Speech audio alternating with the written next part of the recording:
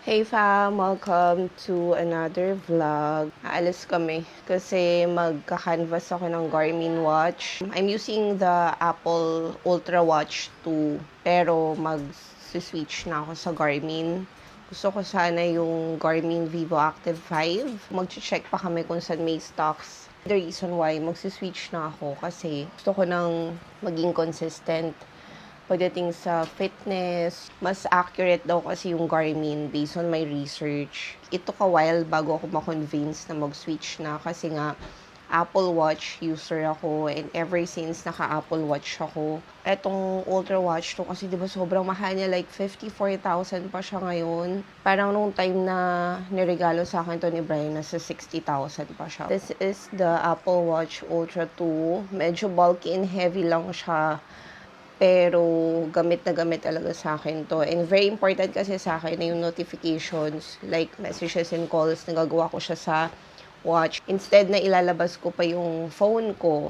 Pero mas kailangan ko kasi yung Garmin. I think yung Garmin na gusto ko nasa 15,000. We'll see kung matutuloy ang ating Garmin watch. Ang laki din ng pinayat ko ngayon. Napansin nyo, ang dami talaga nakapansin sa akin. Saka yung mga damit, especially yung pants ko. Sobrang lumuwag sa akin. Anyways, we'll be using now yung dual end brushes that I got sa Lazada. Lazada ba o TikTok shop? Ayan, although pang third day ko na to na ginagamit and hindi ako makapag-video. Kagabi ginamit ko siya pero hindi din ako nakapag-vlog. But now, yeah, I'll show you. But before anything else, sobrang init, mag-sunscreen muna tayo. This is my favorite sunscreen from Well Skin Clinical Skincare. Sa Derma ko to. If you want to order, let me know. Just send me DM on Instagram. Ako na lang magiging way para makabili kayo nung sunscreen. This has SPF 50+, arbutin, glutathione, and vitamin C. Pang third tube ko na to. I'm gonna get another one. I think almost 1,000 pesos to. Pero kasi dermatology tested talaga siya. 30 ml, matagal din yan na. Like, inaabot siya sa akin ng 3 months. And sobrang ganda ng texture niya. Highly recommended. Hindi din ako nag-breakout sa kanya. It feels so smooth and glowing sa skin. Para din siyang moisturizer. So, it's a moisturizer and sunscreen in one. And then, ito yung sinasabi ko sa inyo na binili ko sa Bangkok na favorite sunscreen ko pa din sa body. This is also safe to use on the face. Pero majority yung ginagamit ko talaga sa face is this one. But etong my choice, kung magtatailan kayo, bumili kayo neto. Pero make sure na legit yung mabibili nyo. Ang dami kong ganito. But now, I only have 2 left in my drawer. Tapos, ito yung recent purchase ko sa Korea. Ang dami ko din biniling ganito. But, in terms of texture, pareho sila maganda. So, ito yung ginagamit ko sa body. And then, this one, I use it on my face. Sometimes, I also use this. Pero majority, lalo na pag sobrang tirik ng araw at wala naman ako sa aircon, ang ginagamit ko talaga is ito, saka ito. Oh gosh, lobat na yung DJI Osmo natin. Wait lang, charge natin siya. Okay, let's use na yung brushes from Lazada. And I've been using this for 3 days na. And promise, ang ganda niya sa skin. I mean, malambot, wala siyang tusok, hindi siya masakit sa balat. And at the same time, ano gustuhan ko sa kanya, madaling i-spread yung product. And hindi siya kumakain ng oras. So, for today, we are going to use the Happy Skin Seamless Perfecting Liquid Foundation. I'm not sure if this has SPF. Sabi ko nga sa inyo, diba, inubos ko na yung mga foundation ko. And yung ECN ko, tapos yung isa pa, ano pa nga yung isa?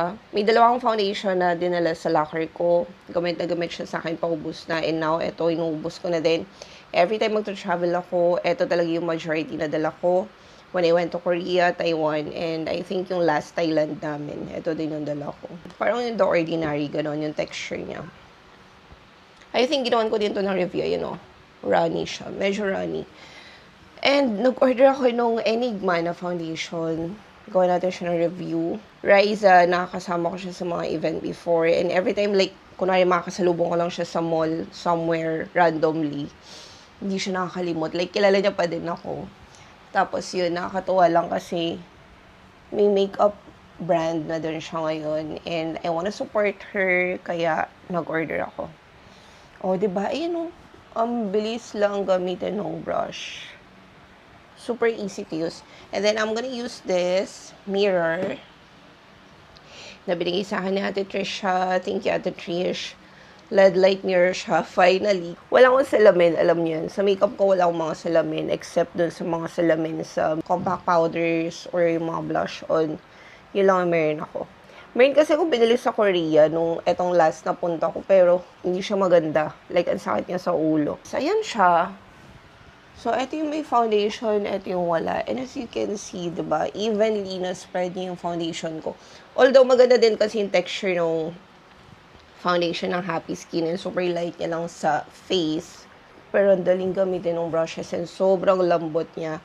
I highly recommend this one. Lalagay ko yung link sa description box. Wala naman akong affiliate link or anything. I'm not sure if yung in-orderan ko sa Lazada same as, in terms of quality same nung nasa TikTok. Hindi nga alam ko sa TikTok ko to in-order. Check ko na lang later. Tapos agad.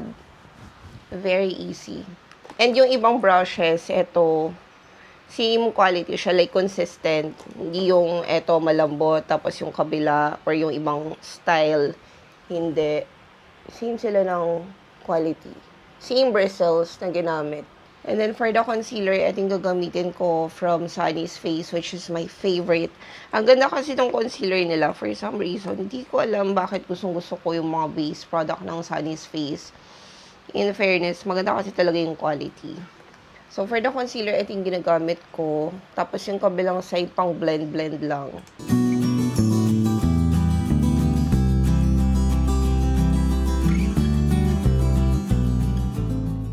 Ang lambot talaga ng brush. Pag concealer pala, bihira akong gumamit ng brush. Usually, pinapat ko lang siya. Pero, dahil nga gusto natin i-try itong brushes, ayan. And then, for the powder, ito yung gagamitin natin. Kabubukas ko lang nito. Sa Thailand ko din to nabili. May kasama siyang sponge. And may cover yung sa powder niya. So, ito ginagamit ko siya dito sa under eyes. Kasi abot na abot niya yung sa dulo. Diba? Saka alam niyo yung nagustuhan ko sa concealer ng Sunny's Face. Like, grabe kasi magpawis yung nose ko. Ang kagandahan sa kanya, kahit ipat kong gano'n yung nose ko, hindi natatanggal basta-basta yung product. So, eto, I use this one for blush or contour. Pero eto, ginagamit ko din siya pang set lang, powder-powder lang sa face. Tapusin ko lang makeup ko and then I'll get back to you later.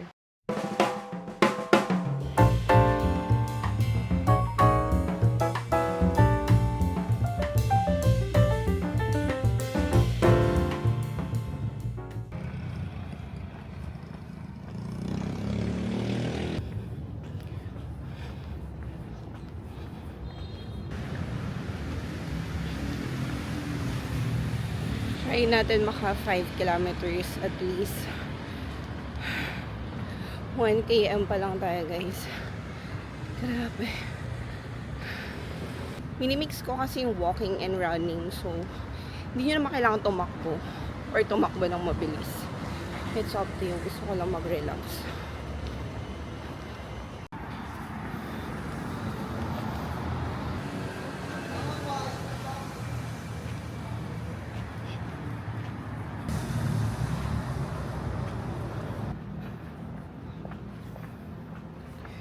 So, we are at 3 kilometers na. Pero grabe yung pawis ko.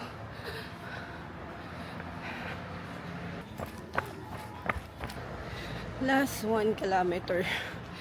Naka 4 km na tayo. Grabe. Hanggang 5 lang and then uwi na tayo.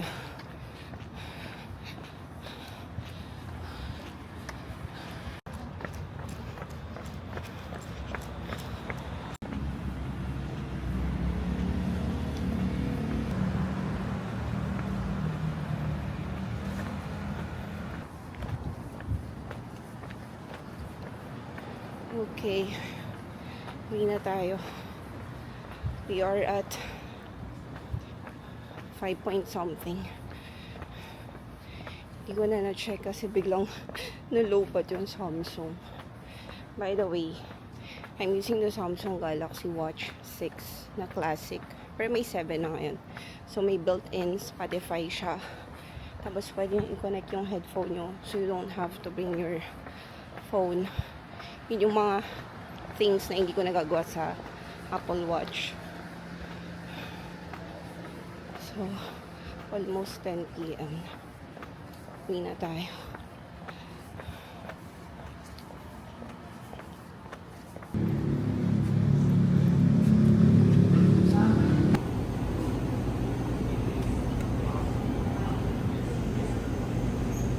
Isang pure matcha latte na hindi na din. Light ice lang. Pati yung hibiscus, light ice lang din. Kahapon lang kami hindi nakapag-open dahil yung kuryente po. Thank you so much. Thank you.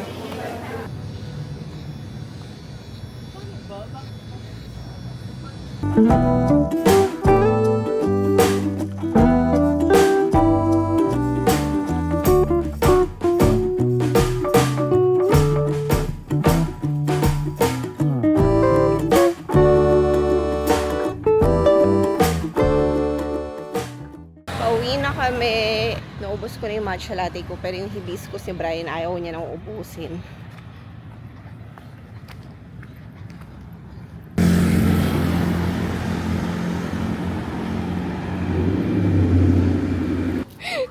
Kasya ba tayo? Kala namin sarado na eh. Ang sarap mag-walking talaga dito. Ay. Tulog yan si Lane pag uwi natin. Tingnan niyo yung pawis ko sa face.